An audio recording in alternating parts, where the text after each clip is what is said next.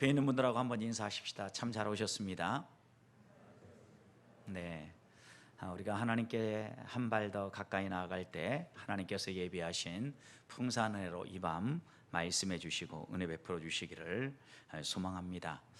오늘 특별히 우리가 다음 세대를 위하여서 기도하기에 모였습니다.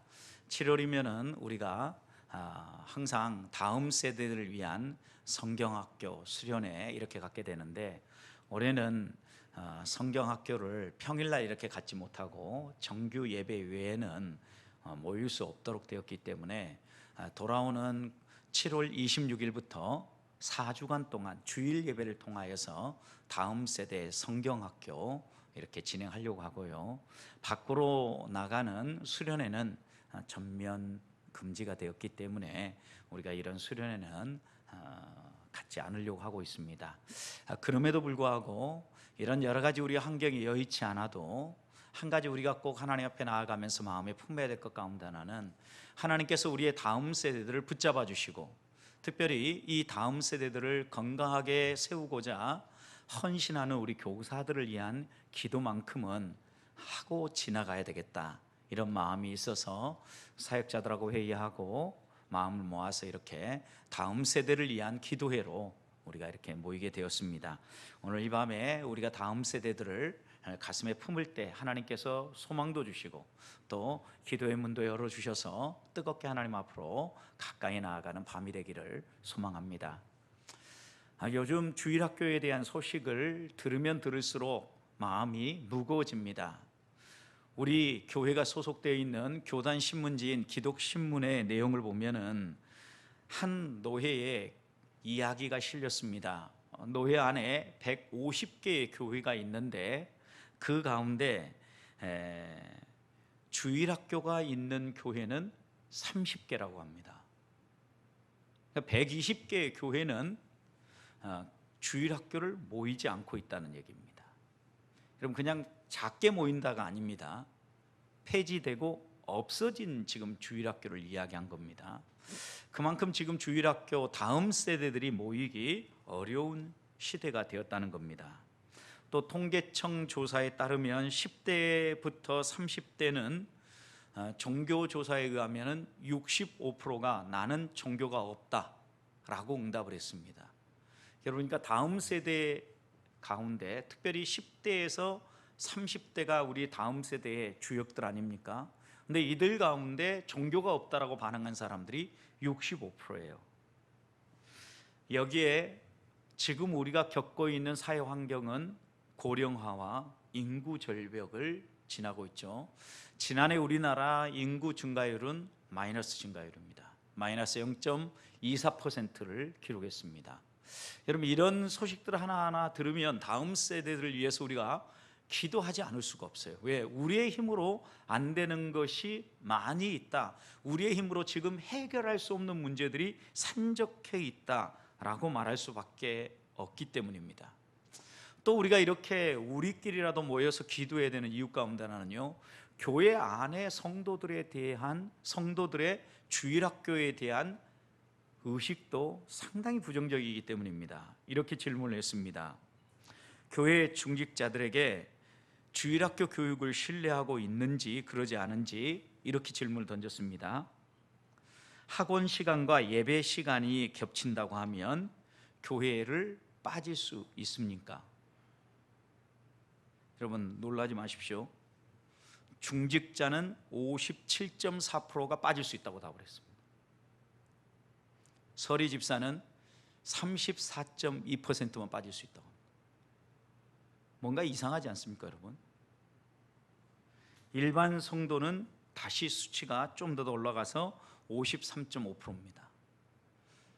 여러분, 적어도 교회 안에 중직자다, 우리가 말하는 항존직을 가지고 섬기는 사람이다 그러면 이런 갈등이 생길 때 당연히 예배하고 하나님 앞에 가까이 나와야 되겠다, 이렇게 반응을 보여야 되는데, 교회 안에서 그래도 그나마 헌신적으로 섬기는 서리 집사 그룹하고 중직자 그룹의 수치가 뒤바뀐 채 나오고 있다는 거예요. 여기에 우리가 살아가는 이 사회 환경, 우리 아이들은요, 우리가 듣지 못했던 소식들로 가득 찬 채 살아갑니다. 여러분, 빅데이터다, 인공지능이다, 사물 인터넷이다. 여러분, 이런 얘기 들으면 무슨 말을 하는지 금방 다 감이 오십니까? 근데 요즘 세대는요, 이런 몇 단어만 이야기해도 이것이 뭘 의미하는지를 금방 인지하고 깨닫고 이런 것들을 적응해가는 다음 세대입니다. 그리고 우리도 몇 번 들었지만 4차 산업혁명 시대를 지나고 있다, 이렇게 얘기하죠. 한마디로 요약하면 우리 사회는 우리가 알지 못하는 새로운 변화들을 계속해서 만들어내고 또 우리 아이들은 그것을 겪으면서 이 땅을 살아가고 있다는 겁니다. 여러분, 이런 변화 속에서 우리 아이들을 어떻게 믿음의 다음 세대로 길러낼 것인가? 이렇게 변화하고 있는 세상의 가치 속에서 그 가치에 끌려가지 아니하고 하나님의 말씀, 믿음의 다음 세대로 어떻게 하면 이들을 세워놓을 수 있겠느냐는 겁니다.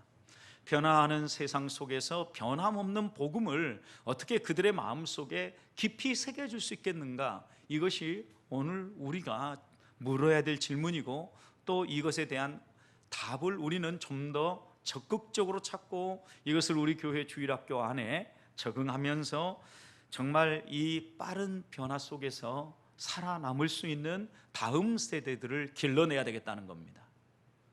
여기에 여러분, 코로나19 바이러스가 아주 강력하게 몇 달이면 지나갈 거라고 생각했는데, 여러분 2월 말부터 시작해가지고 지금 7월 말을 향하여 가고 있으니까 적어도 5개월 이상 지금 가고 있지 않습니까?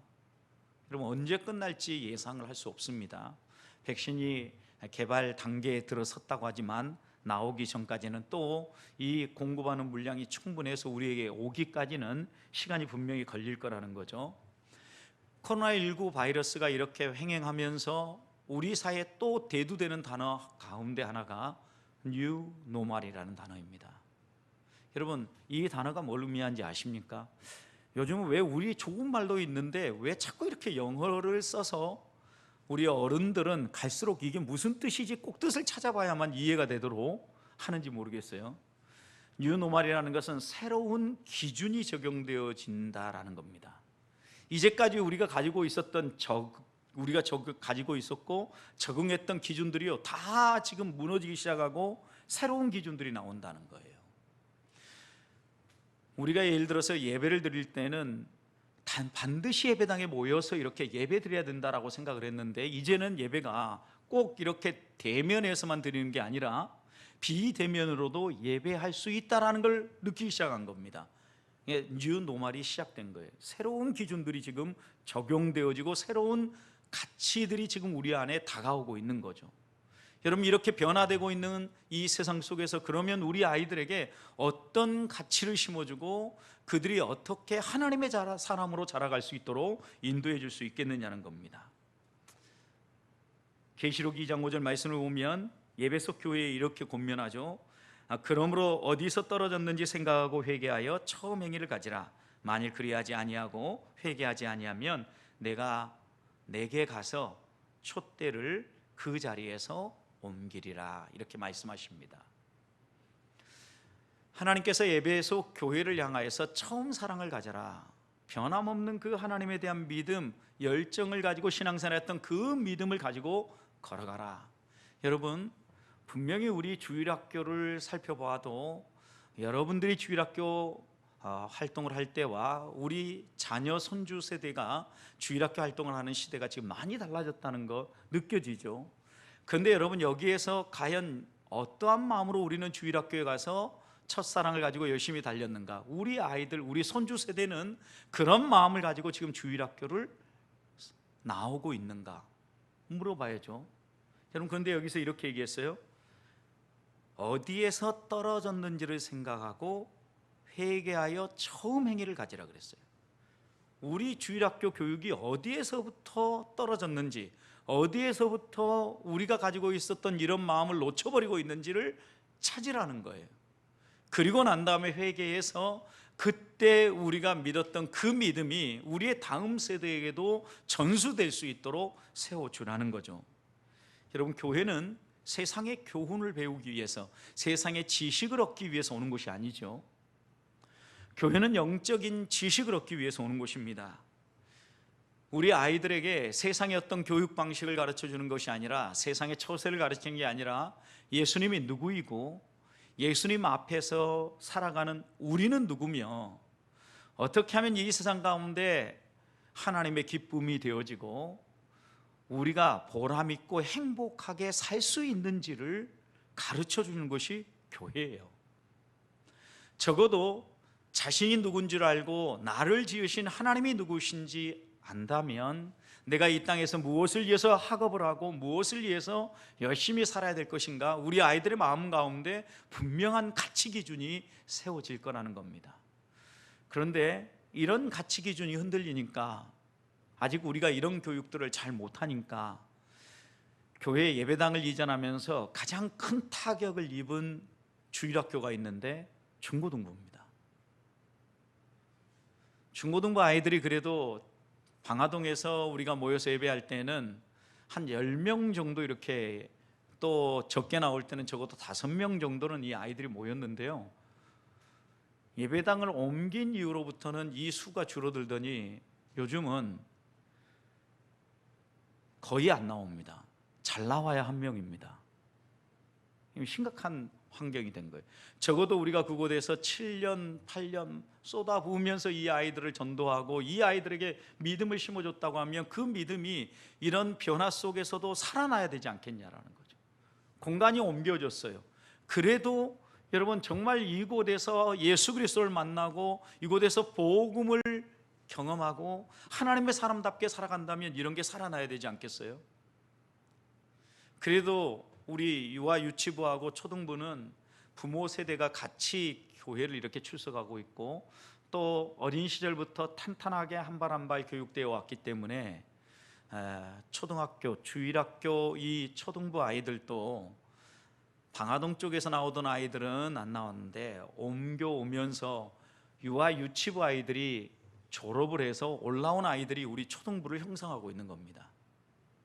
유아 유치부는 지금 재적이 한 9명, 그 다음에 초등부는 재적이 역시 한 9명 되는데, 평균적으로 보면 한 3명에서 5명 이렇게 출석을 하는 것 같아요. 지금 현재 우리가 이곳에 와서 어떻게 보면 이 주일학교 교육 전체가 위기를 만났다고 해도 과언이 아니에요. 그래서 연초부터, 지난해 옮겨온 이후로부터 우리 주일학교 아이들과 함께 더 이 주일학교 교육을 살려내기 위해서 사역자들이 부단히 나가서 전도도 하고 학교 앞에 가서 교회를 소개하기도 했는데, 역시 우리의 힘으로 안 되고 하나님 앞에 기도하고 하나님께 무릎 꿇으라고 하나님이 분명히 우리에게 사인을 주신 것이 있는데, 그게 뭐냐면 코로나19예요. 여러분, 뭔가 우리가 꿈틀거리고 해볼 수 있겠다라고 마음을 먹고 막 달려가고 있었는데, 니네 힘으로 한다고? 그거 아니야. 하나님이 마치 이렇게 말씀하시는 것 같았어요. 생각해 보십시오. 분명히 우리가 무언가의 장점을 가지고 있다면 사람들은 그것을 찾아오지 않겠어요? 교회가 우리 주일학교 아이들이 찾아오려고 하면 뭐의 장점이 있어야 되겠어요? 그 교회 가면 세상에서 들을 수 없는 이야기를 듣는 곳이다 라는 말이 나와야 돼요. 저는 커피를 좋아하는데, 그래서 커피 가운데 여러분 혹시 블루보틀이라는 브랜드의 커피를 들어보셨습니까? 우리나라에 성수동에 처음 들어왔는데, 여러분 우리나라 사람들이 얼마나 열정적이냐면요, 우리나라에 아직 안 들어오고 일본까지 딱 이 블루보틀이 들어왔을 때요, 일본 여행 가면 제1번으로 가서 커피 맛을 보려고 하는 데가 바로 이 블루보틀이라고 합니다. 여러분, 여기는요 지금 우리나라의 성수점을 시작으로 해서 삼청점 이렇게 해서 한 4-5곳이 오픈을 했어요. 근데 여기는 커피 맛으로 승부를 걸겠다는 거예요. 커피는 48시간 이내에 로스팅한 커피 온도만 사용하고, 이 커피를 가장 잘 이해하고 잘 내려줄 수 있는 바리스타를 사용해서 꼭 그들이 내려야 되고, 커피 드리퍼도 일반적으로 사용하는 드리퍼가 아니라 실리콘밸리에서 어떻게 할 때 커피 맛을 가장 잘 맛있게 내릴 수 있는지 드리퍼를 연구한 겁니다. 그래서 그 연구 끝에 블루보틀만의 커피를 내릴 수 있는 그 드리퍼를 만들었어요. 그리고 어느 공간이든 이 공간이 무엇을 중요하게 생각하고 있는가를 보면 그 공간의 배치를 보면 알잖아요. 블루 보틀 이곳은요, 딱 들어가면 제일 중앙 제일 좋은 자리에 커피를 내리는 바리스타들의 공간을 만들어놨어요. 왜냐하면 커피 맛으로 승부를 하려고 하면 바리스타가 어떤 마음으로 어떻게 차를 내려주냐에 따라서 맛이 달라지기 때문에 그러는 거예요. 아무리 좋은 온도를 쓰고 아무리 좋은 도구를 사용을 해도 그것을 내리는 사람의 마음이 어떠냐에 따라서 차 맛은 달라지기 때문이에요. 여러분, 그러니까 사람들이 줄을 서고요, 그것을 찾아가서 커피를 맛본다라는 거예요. 커피 전문점은요, 커피 맛이 1번이에요. 앉아서 마실 공간이 없어도 거기 가서 줄을 서서 커피를 사 마십니다. 여러분, 여기에서 우리는 다시 한번 생각해야 돼요. 우리 교회의 교육, 특별히 다음 세대들을 무엇으로 양육해 낼 건가, 무엇으로 승부를 걸 건가. 다음 세대가 다른 곳에서는 들을 수 없고 이곳에 와야만 들을 수 있는 곳, 예수 그리스도를 개인의 구주로 영접하고 이들의 마음 가운데 십자가의 피 묻은 복음이 흐를 수 있도록 교육하는 공간이 되어지지 않으면 우리는 이 세상과의 싸움에서 이 아이들을 지켜낼 수 없다라는 거예요.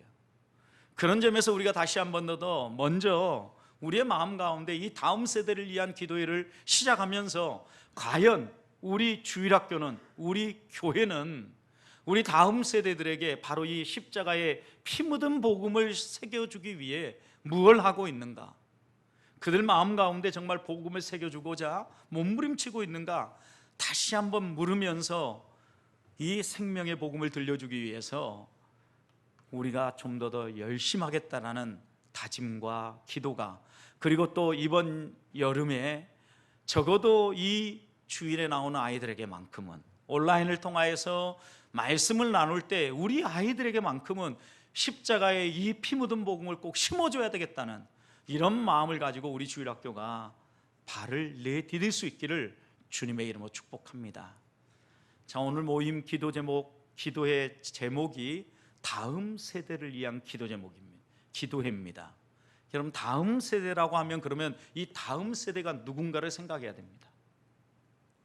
우리들이 양육하고 돌아봐야 될 다음 세대가 누구인가를 알지 못하면 아무리 우리가 이 다음 세대를 잘 양육하고 세우려고 해도 엇박자를 낼 수밖에 없기 때문입니다. 우리가 교육하는 교육의 대상을 바로 이해해야 된다는 겁니다. 지금 우리가 교육하는 이 다음 세대를 N세대라고 합니다. 네트워크 세대라는 겁니다. 또 M세대라고 합니다. M이라고 하면 미디어 세대, 멀티미디어 세대라고 이야기를 합니다. 또 이 아이들을 규정을 할 때 X세대라고 Z세대, Y세대 이렇게 얘기를 합니다. 무언가 하나로 규정할 수 없는 세대라는 말씀입니다. 이 아이들은 분명히 새로운 인류입니다. 그래서 우리 다음 세대를 가리켜서 많이 언급되는 표현 가운데 하나가 신인류다. 여러분, 우리하고는 다른 세대라는 이야기입니다. 이 신인류가 4차 산업혁명 시대를 이끌어갈 아이들인데, 저는 이 아이들을 무엇으로 요약을 하든지 간에 적어도 이거 하나만큼은 공통분모로 엮여 있습니다. 네트워크 세대입니다. 이들은 두 가지를 중요하게 생각하는데, 하나는 그들의 손에 들고 다니는 핸드폰이고 또 하나는 그들이 매번 가까이 하고자 하는 컴퓨터입니다. 이 두 가지는 이들을 네트워크로 연결시켜 줄 뿐만 아니라 어디에서나 이들이 존재감을 드러낼 수 있도록 해주는 도구 가운데 하나입니다. 여러분, 그런데 우리는 이런 네 세대들을 네트워크로 만나기보다는 이렇게 대면에서 현장에서 만나야만 이 아이들을 교육할 수 있다고 생각을 합니다. 여러분, 여기서부터 우리가 뭔가 엇박을 치고 있지는 않은가 생각을 해봐야 됩니다. 이 아이들이 제일 많은 시간을 들이고 제일 많이 머무는 곳이 네트워크상이라고 하면 우리가 그곳에 가야 되지 않겠습니까? 여러분, 물고기를 잡기를 원해요. 그런데 물고기 없는 데 가가지고 낚시 바늘을 들여오고 1시간, 2시간, 한나절, 아니 하루 종일 기다려 보십시오. 물고기가 잘 잡히겠습니까? 물고기를 잘 낚으려고 하면 그래도 물고기가 많이 있는 곳에 가가지고 낚시 바늘을 들여야 되지 않겠냐는 거죠. 아이들이 많이 머물고 있는 그곳이 결국은 우리가 함께 승부해야 될 교육의 현장이라는 것을 잊지 말아야 된다는 겁니다. 그런데 우리는 이렇게 이들이 네트워크, 컴퓨터와 핸드폰에 집중해 있으니까 뭐라고 생각을 하냐면 이들을 오해를 하는데, 이 넷 세대들은 내가 그들의 나이였을 때보다 훨씬 미련하다 이렇게 생각을 합니다. 이거 어른들의 생각입니다. 얘네들은 뭔가 제대로 배우지도 않고 날마다 핸드폰만 들고 있고 그 다음에 컴퓨터만 만지고 있다라고 생각을 합니다. 중독 세대다. 그리고 또 우리는 그들 향하여서 부끄러움을 모르는 세대다. 방향을 잡지 못하고 표류하는 세대다. 절도범처럼 지적 재산권들을 소홀히 여기고 함부로 훔치는 사람들이다. 인터넷상에서도 이 아이들은 다른 친구들을 괴롭히는 아주 무례한들이다. 자신밖에 모르는 세대이며 베풀 줄 모르는 세대다. 이런 수많은 단어들을 쏟아내면서 우리의 내 세대, 다음 세대들을 평가절하합니다. 여러분, 그런데 깜짝깜짝 놀라는 것들이 많은데, 이 아이들이 공부하고 말하는 이야기들 들어보십시오. 우리 세대에는요, 생각지 못했던 것들을 이들은요 훨씬 빨리 습득하고 훨씬 빨리 가고 있어요. 비근한 예로요, 저도 이 미디어와 네트워크에 대해서는 선도적 연구를 하고 또 논문도 쓰고 또 이런 사역을 막 주도해 왔던 사람입니다. 그런데요, 제 아들만 봐도요, 제가 만지는 이 미디어 기기보다는요, 아들 세대가 만지는 게요, 제가 따라갈 수가 없어요. 몰라요. 예전부터 오랫동안 해왔던 도스 언어부터 시작해서 베이직한 것은 제가 더 탄탄하게 쌓여 있을지는 몰라요. 그런데 당장 지금 현장에서 어떤 거 하나를 적용하려고 하면은 머릿속으로 생각하고 저는 이것을 시행하기까지 상당히 시간이 걸린다고 하면, 이 아들 세대만 가도요, 바로 보고 직관적으로 이해를 하고 직관적으로 행동을 한다는 거예요. 저희들보다 훨씬 뛰어나요. 여러분, 간과하면 안 돼요, 지금 다음 세대를. 그래서요, 돈 탭스콧이라는 학자는 디지털 네이티브라는 책에서 이런 얘기를 했어요. 2년 동안 이 사람은요, 그냥 한 게 아니라 6,000명을 인터뷰했어요. 그리고 그 인터뷰한 결과를 바로 이 디지털 네이티브, 디지털 온주민, 디지털 세대, 뭐 이렇게 번역해 볼 수 있겠죠. 이런 책을 썼단 말이에요. 이들은 8가지 특징을 가지고 있는데, 그들의 4번째 특징 가운데 하나가, 그들은 강의를 통해서 배우는 것이 아니라 대화를 통해서 배운다는 거예요. 그러니까 인터넷을 가지고 노는 것 같은데, 여러분, 그렇게 노는 중에도 이들은 다 습득을 하는 거예요. 알 만큼 알고 배울 걸 배워요. 그래서 이들은 자유와 선택을 중시하고, 물건을 얻으면요 그냥 쓰는 법이 없어요. 물건을 얻으면 어떻게 해요? 자기들 개성에 맞춰 다 고칩니다. 그렇게 맞춰서 써요. DIY라고 그러죠. 자기에게 맞게 고쳤습니다. 그리고 이들은요, 저희와 달리 천부적으로 협업에 뛰어나요. 협동 작업에 뛰어나다고요. 여러분, 우리는 협동 작업하려고 하면 여러 가지 고민하고 걸리는 것도 많은데, 이 다음 세대는요, 함께 모였다 그러면 금방 이야기를 주고받고 협동을 해요. 뿐만 아니라 이들은 성실성을 중시하고, 학교와 직장에서도요, 모든 일을 할 때 즐거움이 없으면 문제가 있다라고 생각하고 즐거움을 중요한 가치로 생각해요. 또 빨리 움직이는 이 속도감은요, 일상이고, 더 나아가서 혁신, 여러분, 가죽을 뒤집어 엎는 것 같은 이런 혁신, 이런 것들도요 꼭 중요하게 생각하며 행하고 있는 세대라는 거예요. 한마디로 요약하면요, 우리가 만나고 있는 이 다음 세대 신인류는요, 우리가 생각하는 것보다 훨씬 많은 잠재력과 가능성을 가지고 있는 세대라는 겁니다. 여러분, 그런데 이런 세대들을 우리가 놓쳐버리면 우리 다음은, 우리 기독교의 미래는 없다라고 해도 과언이 아니에요. 이렇게 중요한 세대입니다. 여러분, 그래서 우리가 이들을 좀 제대로 이해하고, 어떻게 하면 이들에게 우리가 가지고 있는 지식을 가르치고 교육하는 것이 아니라, 이들의 마음 가운데 내가 만난 하나님을 이들도 의지하고 믿을 수 있도록 그 하나님에 대한 이야기를 들려줄 수 있겠느냐는 거예요. 여러분, 대화를 통해서 배우니까 강의라든가 교육이라는 어떤 틀을 활용하기보다는 평소에 이야기를 하고 같이 여행도 하고 같이 어떤 워크샵을 하면서 이 아이들에게요, 우리가 경험했던 하나님을 하나하나씩 이야기해 주는 거죠. 이러면서 이 아이들의 마음 가운데 교육이 아닌 듯한데 하나님에 대해서 배우게 되어지고 신지식을 하나하나 쌓아가면서 내가 어떻게 살아야 될 것인가 삶의 방향들이 하나하나 세워질 수 있다는 겁니다. 그 좋은 예가요 이미 미국에서 진행이 되어졌는데요, 미국 교회의 평균 연령이 63세라고 합니다. 우리나라도 거의 비슷할 거라고 생각합니다. 교회에 웬만한 곳 가서 평균 연령을 내보십시오. 거의 50대 후반 내지 60대가 평균 연령으로 이렇게 나올 거거든요. 근데 미국도 현재 평균 연령이 63세인데요 이런 평균 연령이 63세인 미국 안에 평균 연령이 25세인 교회가 있어요. 대단한 교회죠, 여러분. 젊은 세대가 많이 모이는 교회라는 거예요. LA 할리우드에 있는 모자이크 교회라는 교회인데 우리 청년들 한 번 정도 이 교회 패러다임 연구하면서 리딩했던 교회 가운데 하나입니다. 맥매너스 목사님인데요, 이 목사님은요 도심 한복판에서 젊은 세대들을 주께로 인도했던 목사님입니다. 그분은 이렇게 기록을 했어요. 젊은이들이 영적인 것에 관심이 없는 것이 아니라 교회가 젊은이들에게 관심이 없더라.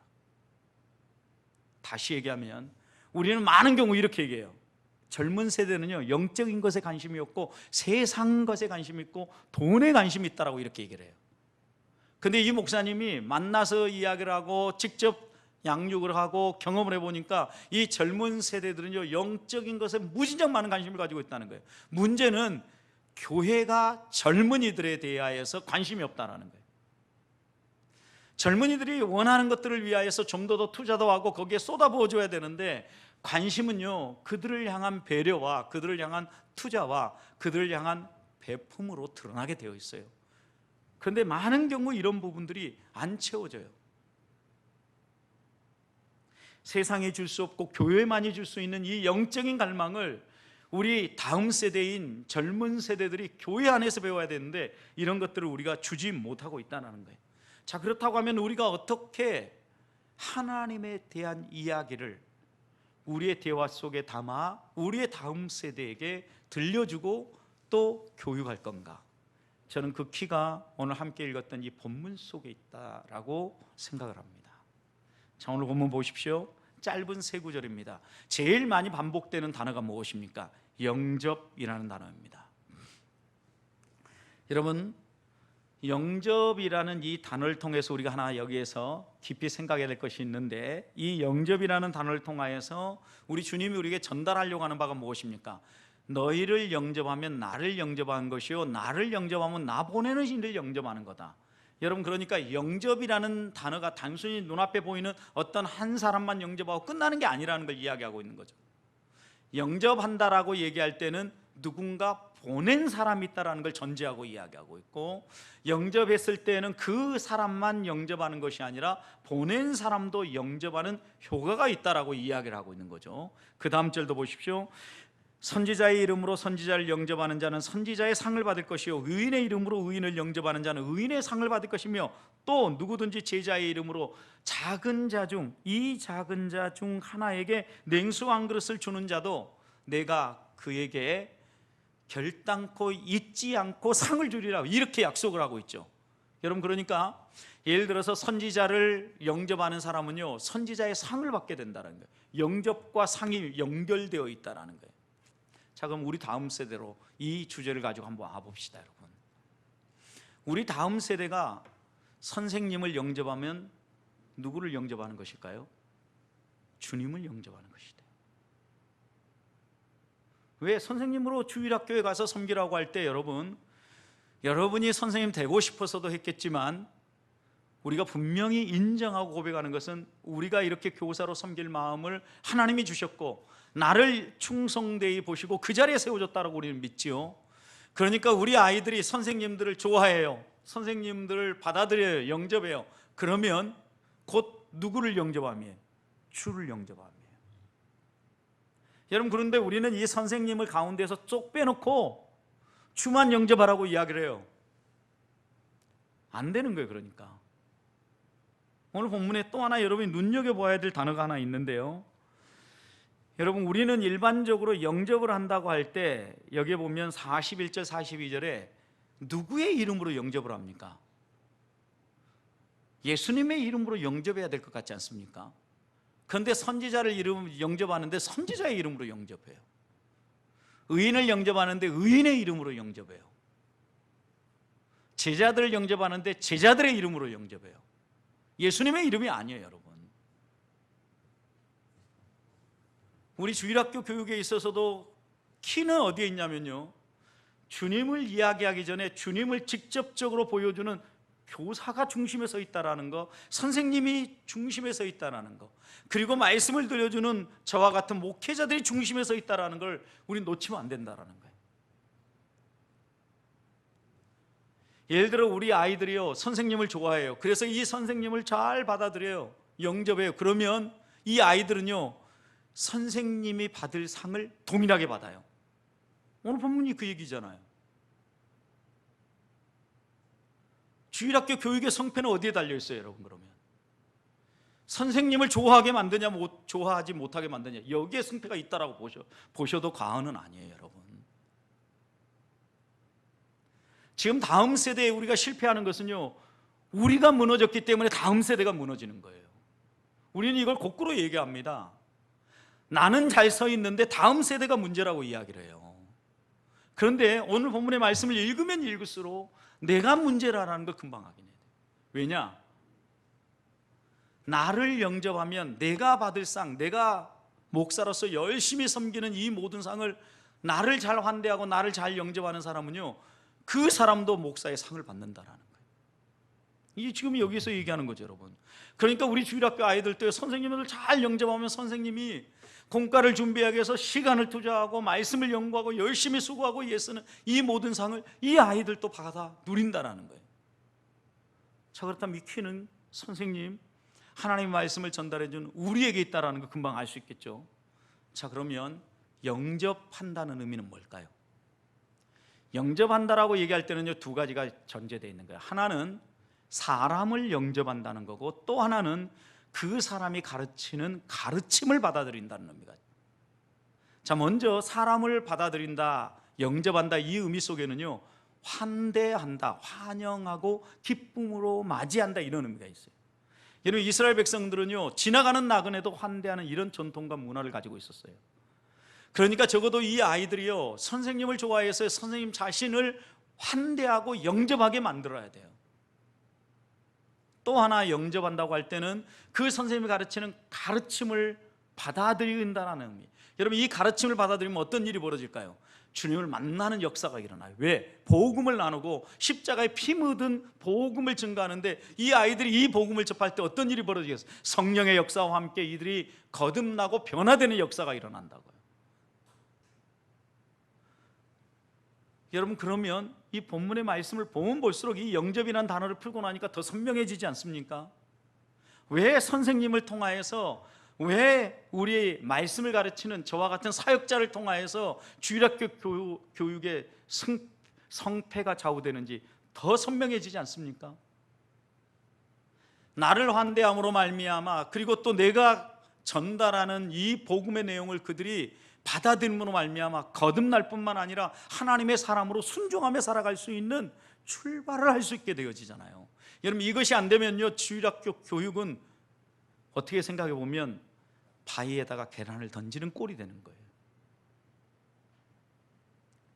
그래서 우리들이 여기서 놓치지 말아야 될 것은, 먼저는 선생님인 내가 누구인가를 점검해야 되는 거예요. 자, 그러면 선생님이 아닌 우리 성도님들은 어떻습니까? 우리도 다 선생님들입니다. 선생님이 뭡니까? 먼저 태어난 사람들입니다. 먼저 태어나고 먼저 믿은 사람이 선생님들입니다. 여러분, 우리가 그들에게 좋은 본이 되어가지고 이 아이들을 하나님 앞으로 이끌어주는 선생님들이에요. 여러분, 그러니까 교회 왔는데 아무개 집사님 꼴 보기 싫어서 교회 가기 싫다, 이런 다음 세대가 생긴다 그러면 우리는 주일학교 교육 실패한 거예요. 영접하지 않는데, 환대하지 않는데 어떻게 여기에서 주일학교 교육이 나오겠냐고요. 여러분, 근데 교회 가운데 많은 경우 주일학교 실패하는 것이 누구 때문에 싫다라고 얘기하고요, 주일학교 아이들의 이야기를 들어보면 반복해서 하는 얘기 가운데 하나가 교회 안에 꼰대들이 사라졌으면 좋겠다고 얘기합니다. 죄송합니다, 제가 이렇게 표현해서. 그런데 그 아이들은요, 정말 어른답지 않은데 어른 행세하는 사람들을 꼰대 행세한다, 이렇게 얘기를 합니다. 교회 안에 의외로 이런 사람들이 많아요. 그러다 보니까 우리 아이들이요, 교회를 자신들이 와서 놀 곳, 자신들이 와서 이곳에서 꿈을 펼쳐야 될 곳, 이렇게 생각하지 않아요. 하나님을 예배하는데 예배가 좀 방해되면 어떻습니까? 아이들이 좀 뛰어놀고 이곳에 오면 언제든지 편안하게 같이 머물 수 있는 곳, 이런 인식이 교회가 돼야 되지 않겠습니까? 근데 우리가 이런 인식을 갖지 못하도록 만드는 것은요, 선생님들뿐만 아니라 우리가 그렇게 만들어 놓는 거예요. 마태복음 10장 40절 다시 보십시오. 너희를 영접하면 나를 영접함이라고 그랬어요. 여러분, 우리를 영접하면 주님을 영접함이라고요. 근데 주를 영접하고 나면 또 주를 보내신 분을 영접하는 거라고. 왜 이렇게 표현했을까요? 그냥 예수님께서 나를 영접한다라고 얘기하지, 너희는 가서 예수 그리스도의 이름으로 복음을 전해주고 너희는 예수 그리스도를 드러내라, 이렇게 얘기했으면 될 텐데, 너희를 영접하면 곧 나를 영접함이고 나를 영접하면 아버지를 영접합니다. 여러분, 이 단락이 어디에 들어있냐면요, 너희가 화평케 하는 삶을 살라는 이 단락 안에 들어있어요. 마태복음 10장 단락을 여러분이 좀 더 읽어보셔요. 여러분, 적어도 우리가 그리스도인으로서 그리스도인답게 살지 못하면 우리를 통하여서 예수 그리스도가 나눠질 수 없고 우리 다음 세대가 세워질 수 없다는 것을 선명하게 얘기하고 있는 겁니다. 성도 여러분, 우리는 우리 다음 세대들에게 나를 드러내 보이는 것이 아니라 나를 구원하고 나를 이 자리에 세워주신 우리 아빠 하나님을 이야기할 수 있어야 합니다. 그리고 우리의 삶을 통해서 그 아이들이 아빠 하나님을 보고 교회 안에서 정말 하나님을 풍성하게 맛본다고 하면 이 아이들은요, 평생 교회를 떠나지 않을 겁니다. 우리의 다음 세대를 위한 가장 좋은 교육은 선생님과 우리 모든 성도가 우리 아이들이 좋아하게끔 만들어주면 됩니다. 어떻게 좋아하게끔 해주시겠습니까? 우리가 하나님 앞에서 그걸 가슴에 품고 이 밤에 좀 기도하십시다. 하나님, 내 안에 이런 부분들이 아직 해결되지 않았는데 이런 부분들을 좀 풀어봅시다. 우리 아이들이 우리를 영접함으로 회심할 뿐만 아니라 우리를 언제나 환영하면서 맞이할 수 있는 이런 주일학교, 이런 다음 세대를 만들어 보자라는 거예요. 여러분, 하나님이 이렇게 이야기하는 이유가 있어요. 이렇게 우리 예수님을 통해서 우리에게 들려주시는 가장 중요한 이유는요, 마지막 한 가지 더 나누는 건데, 하나님은 우리가 이렇게 살아가는 것을요 놓치지 않고 기억하신다라는. 왜 기억하실까요? 상 주시기 위해서, 갚아주기 위해서. 너희를 영접하면 나를 영접함이고 나를 영접하는 것은 나를 보내신 이를 영접한 것이다 라고 얘기한 다음에 영접하는 자마다 그들에게 상이 있다라고 얘기했어요. 그러면 여러분, 영접하게 만든 사람에게도 상이 있지 않겠어요? 다른 말로 표현하면 우리 주일학교 다음 세대의 아이들이 좋아하게 되어지면 그 아이들도 상을 받지만 우리들도 상을 받는다는, 하나님이 기억하신다라는 거, 이 얘기는. 그렇다고 하면 우리들이 하나님 앞에서 어떤 존재로 부름을 받았는지 잊지 말아야 합니다. 하나님 우리를 통하여서요, 하나님이 증언될 뿐만 아니라 우리의 삶에 살아 역사하시는 하나님이 나타나 보여지기를 원해요.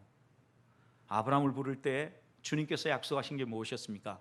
내가 너를 복으로 세운다 그랬어요. 그래서 그 다음 이어서 창세기 12장 3절에서는요 너를 축복하는 자를 내가 축복하고 너를 저주하는 자를 내가 저주한다 그랬어요.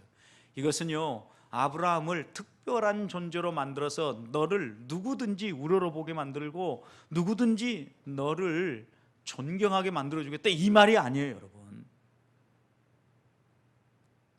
이 말씀의 의미인즉슨요 너가 다른 사람과의 관계 속에서 축복하게 하고 또 복을 받을 만한 사람으로 너가 비춰져서 그들이 복을 주면 너가 그들을 통하여서 복도 빌어주고 또 그 복도 그들의 상이 되어질 것이다, 이런 의미예요. 다른 말로 표현하면 하나님이 우리를 통하여서 복의 통로가 되어져서 그 아이들에게, 그 이웃들에게 복이 흘러가기를 원한다는 거죠. 똑같은 맥락이 오늘 본문하고, 여러분, 그래서 우리가 여기에서 잘 살아야 되겠다라는 각오가 서야 돼요. 내가 잘 살지 못하면 내 상도 무너지지만 내 가까이에 있는 다음 세대도 무너진다라는 거예요. 내가 잘 살면 나만 복 받는 것이 아니라 다음 세대도 복 받게 되어 있다라는 거예요. 여러분, 선지자의 이름으로 선지자를 영접하면 선지자의 상이 그 사람에게 주어진다고 했는데, 구약에 여러분 엘리야와 사르밧 가부의 이야기 기억하시죠? 여러분, 사르밧 가부가 엘리야가 누렸던 그 복, 하나님이 주시는 선지자의 상을 받아 누렸어요. 어떻게 해요? 기근이 찾아왔습니다. 다 죽게 생겼습니다. 근데 하나님은요, 엘리야를 하나님의 사람으로 세우시고 살려낼 계획이 있고 이스라엘의 영적 회복을 위하여서 이 엘리야를 꼭 살려내야 됐어요. 그런데 여러분, 사르밧 가부가요, 어떻게 해서 이 엘리야가 누리는 복을 누리게 됩니까? 엘리야를 진심으로 영접하죠. 환대합니다. 자기와 아들이 먹고 죽을 것밖에 없는 마지막 가장 생명에 소중한 것을 엘리야에게 바치면서 환대해요. 여러분, 그러므로 말미암아 하나님께서 엘리야에게 주신 복이 이 사르밧 가부에도 적용되게 한 거예요. 그게 뭐예요? 그 통에 기름이 다하지 않게 해주셨어요. 가루가 다하지 않게 해주셨다고요. 기근이 지나갈 때까지 하나님이 그의 생명을 보존해 주신 거예요. 성경은 분명하게 이렇게 선지자의 이름으로 선지자를 영접하면 선지자에게 임한 그 복이 이 영접한 사람에게도 임하게 해주시겠다는 거예요. 선명하지 않아요, 여러분? 하나님은 잊지 않습니다. 기억하십니다. 제가 이런 예를 들려고 하면 성경에 있는 한 사람 한 사람을 다 예를 들 수 있어요. 분명한 것은 주님은 우리에게 약속하신 대로 이루시는 분이시라는 겁니다. 말씀을 마무리합니다. 우리 아이들도, 우리의 다음 세대도 상을 받고 행복하고 우리도 상 받고 우리도 행복한 길이 있습니다. 우리가 우리 아이들에게 환영받을 만한 존재가 되어지는 겁니다. 어떻게 그렇게 되겠습니까? 우리 자신의 삶도 그래야 되고 우리가 전달하는 메시지도 그들에게 환대돼야 돼요. 우리의 경험과 우리의 이야기가 아니라 다른 곳에서 들을 수 없는 하나님에 대한 이야기, 십자가의 피 묻은 복음이 우리의 메시지를 통해서 나눠지고 이 아이들이 우리가 정말 그들을 사랑한다라는 걸 느끼고 또 정말 하나님 아버지가 아낌없이 주는 나무인 것처럼 우리 주일학교 아이들을 이렇게 품고 만날 때마다 아낌없이 줘보십시오. 여러분, 만날 때마다 오늘은 우리 아이에게 무슨 선물을 줄까 곰곰이 고민하면서 매주일 올 때마다 여러분, 큰 선물이 아니라도 작은 선물들 하나만 들고 와보십시오. 이 아이들은요, 선생님을 기다립니다. 혹시 이렇게 얘기할지 모르겠어요. 선생님을 기다리는 게 아니라 선물을 기다린다고. 여러분, 그래도 선물을 가져오는 선생님을 기다리는 거예요. 우리 주일학교에서 사람을 일단 환대해야 되고 그 사람이 가져오는 메시지를 환대하게끔 만들어줘야 돼요. 오늘 우리가 다음 세대를 위해서 기도할 때 선생님들은 이 문제를 놓고 기도하고 또 선생님이 아닌 우리 성도들은 우리 주일학교를 한번 방문할 때마다 우리 아이들이 보백교회 어른들은 정말 좋아, 하나도 그분들처럼 잘하면 좋겠어, 이렇게 이야기하고 이렇게 표현할 수 있는 교회만 된다면 다음 세대가 소망이 있습니다. 이렇게 우리 다음 세대를 세워갈 수 있기를 축복합니다.